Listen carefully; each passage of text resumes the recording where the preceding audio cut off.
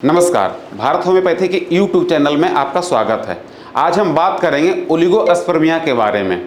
ओलिगोएस्पर्मिया है क्या, अगर ये हो जाए तो कौन कौन से सिम्टम्स दिखाते हैं और इसके होने के कॉजेज क्या क्या हैं। तो आइए सबसे पहले हम जानते हैं ओलिगोएस्पर्मिया है क्या। यह एक ऐसी बीमारी है जिसमें आपके सीमेन में शुक्राणुओं की संख्या कम हो जाती है। इसे आसान शब्दों में कहें तो लो स्पर्म काउंट, मतलब आपके वीर्य में शुक्राणुओं की संख्या कम होना। अगर इसे समय रहते आपने ट्रीटमेंट नहीं करवाया तो यही समस्या बढ़कर पुरुष बांझपन का कारण बन जाती है। तो आइए आपको हम बताते हैं कि ओलिगोएस्पर्मिया हो जाने के बाद कौन कौन से सिम्टम्स दिखाते हैं। अगर इसे शुरुआती लक्षण की बात करें, इससे कोई लक्षण दिखते ही नहीं है, परंतु अगर आप इस बीमारी के शिकार हैं, कुछ ऐसे तरीके हैं जिसके सहारे आप इस बीमारी को पहचान सकते हैं। जैसे अगर आपका शादी नहीं हुआ है तो आप पहचान ही नहीं पाएंगे कि आपको ये बीमारी है। शादी के बाद आप अगर लगातार 1 साल तक असुरक्षित सेक्स करते हैं, अनप्रोटेक्टेड सेक्स करते हैं, फिर भी आप पिता नहीं बन पाते हैं, इससे 2 सवाल उठते हैं। पहला सवाल कि आप में कोई कमी है, दूसरा सवाल ये आपकी पत्नी में कमी है। तो अगर आपकी पत्नी में कमी नहीं है, समस्या आती है आप में। तो आप अगर 1 साल तक लगातार पिता नहीं बन पाते हैं तो आप जाते हैं डॉक्टर के पास। आपके डॉक्टर फिर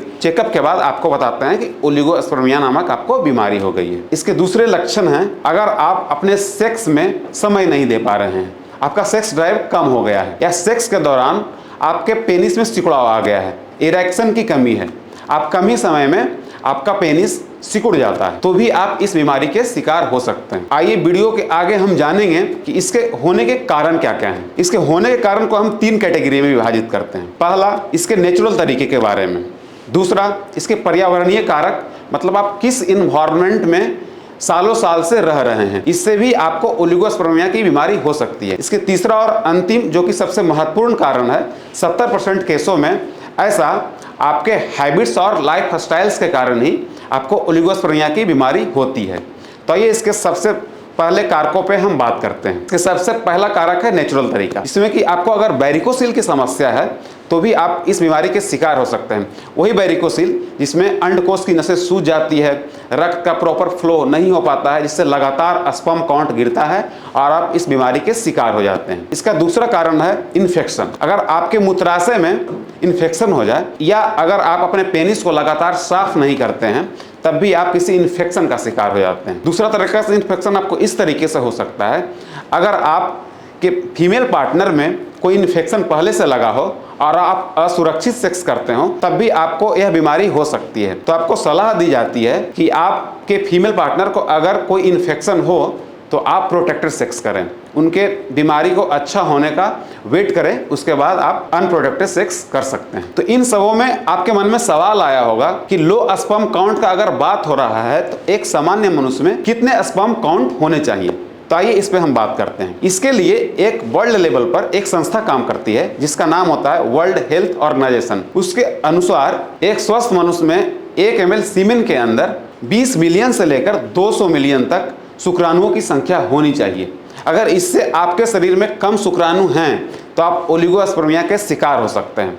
तो डॉक्टरों के अनुसार इस बीमारी को हम 3 कैटेगरी में बांटते हैं। पहला कैटेगरी, अगर आप में यह बीमारी शुरुआती स्टेज में है तो उसे हम माइल्ड स्टेज कहते हैं। दूसरा, अगर इससे भी बदतर स्थिति में बीमारी पहुंच गया है तो उसे हम मॉडरेट स्थिति कहते हैं। अगर फिर भी आपने इसका ट्रीटमेंट नहीं करवाया तो ये बीमारी अपने बद से बदतर स्थिति में पहुंच जाती है, उसे हम सीवियर स्टेट कहते हैं। आपको लग रहा होगा कि ये 3 कैटेगरी है क्या, तो आइए इसको भी हम विस्तार से जान लेते हैं। पहले स्टेज में जैसे ही 20 मिलियन से शुक्राणु कम होने लगता है तो आप इसके पहले स्टेज के शिकार होते हैं। अगर फिर भी आपने अपना लाइफ स्टाइल पे काम नहीं करा तो यह बीमारी दूसरी स्टेज में चला जाता है। इसमें शुक्राणुओं की संख्या 5 से लेकर 10 मिलियन तक हो जाती है और बीमारी खराब स्थिति में चली जाती है, जिसमें आप पिता बन भी सकते हैं और नहीं भी बन सकते हैं। परंतु फिर भी आपने इस पे ध्यान नहीं दिया तो आप इस बीमारी के तीसरे स्टेज में पहुंच जाते हैं, जिसमें आपके शुक्राणुओं की संख्या 5 ml से लेकर नील तक हो सकती है। जी हाँ, बिल्कुल शून्य, जिसमें आप प्रॉपर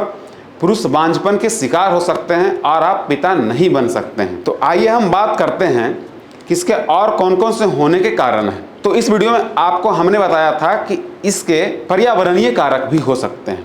वही पर्यावरणीय कारक, जैसे आप किसी पेंट बनाने वाली कंपनी के पास लगातार कई सालों से रह रहे हों, जिसमें पेंट बनाया जाता है, उससे खतरनाक रासायनिक पदार्थ निकलते हैं जो आपके स्पर्म काउंट को लगातार गिराते हैं। इसके दूसरे पर्यावरणीय कारकों पर अगर हम बात करें तो आता है कि अगर आप शीशे बनाने वाली कंपनी के पास रहते हैं या उसमें काम करते हैं, उसे एक गर्म भट्ठी के पास बनाया जाता है, जिससे आपके टेस्टिकल की गर्मी लगातार बढ़ जाती है और आपका मेल्स हार्मोन इनबैलेंस हो जाता है, जिससे लगातार स्पर्म काउंट गिरता है और आप इस बीमारी के शिकार हो जाते हैं। तो अंत में हम बात करेंगे इसके तीसरे और मोस्ट कारण के बारे में, जो कि है आपके हैबिट्स और लाइफ स्टाइल्स। कैसे आपकी खराब लाइफ स्टाइल्स आपको इस बीमारी का शिकार बना सकती है। अगर आप लगातार शराब पीते हैं, स्मोकिंग करते हैं, गुटखा चबाते हैं और तंबाकू भी खाते हैं तो आप इस बीमारी के शिकार हो सकते हैं। आइए इसे हम एक उदाहरण से समझते हैं।